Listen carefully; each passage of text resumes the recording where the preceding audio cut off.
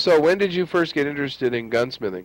I think I really started getting interested strongly about 1993, 94, and what brought that about is as I started getting into guns more and more, I was having to, when things would happen to them, I'd have to leave them with gunsmiths and local gunsmiths, and it was just taking like 5-6 months sometimes to get my stuff back. I was like, I know I can fix these things myself, and I'd tried some other courses, and just kind of just got disinterested very quick because, it's just like reading, but when I found out about your course and started buying some of the armor's courses, it didn't take me long that I took the practical gunsmithing course and passed that with flying colors and learned it's just incredible. The amount of knowledge was just in the practical gunsmithing course. People don't realize it really is hard to find a good gunsmith, and there are out there, but it's definitely an art that needs to be preserved.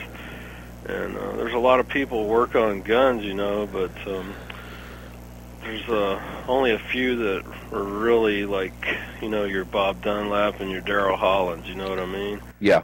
So that's who I want to learn from, men like Darrell and Bob. And also there's nothing like watching a video, when y'all first came out with the VH tapes, that was wonderful, but now with the CDs and everything, it's just, it's just like having your own instructor one-on-one. And that makes all the difference in the world. You can't compare it to anything. It's like having your own personal instructor.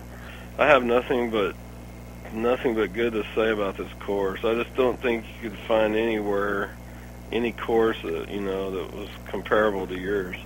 We're very fortunate to have like Mr. Dunlap. And the thing that I like about this course is you're talking about a man that's taking you through all his hardships of going through all the hard stuff, learning the hard way, and he's putting it to you, to where you can bypass all that stuff he had to go through for 30 years. His information and knowledge is invaluable if you want to be in the gunsmithing arts, and I call it an art. So the greatest advantage for me is I'm learning a lifetime of skills in a condensed amount of time to get out and actually make money at it.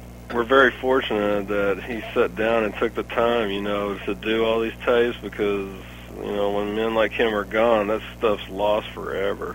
I didn't get to tell you, too, but I did take the trigger job course, too. Let me tell you something. I've done so much trigger work, and it left me with a confidence of, like, I didn't have to worry about anybody getting in trouble. But after Bob watching that tape, I learned so much about triggers, about positive, negative, sear angles, that a lot of my old gunsmith friends that did it for a living didn't even know what I was talking about. They knew how to do it safe, Right. They just didn't know. They were looking at me like, wow, where'd you learn this stuff? And like some of them that I know, they're really, really nice guys, they just feel like it's just they've been doing it too long to spend the money on the tape, but I told them they were wrong. I told them you need to buy the tape and watch it. You can always learn something. That was definitely worth every penny.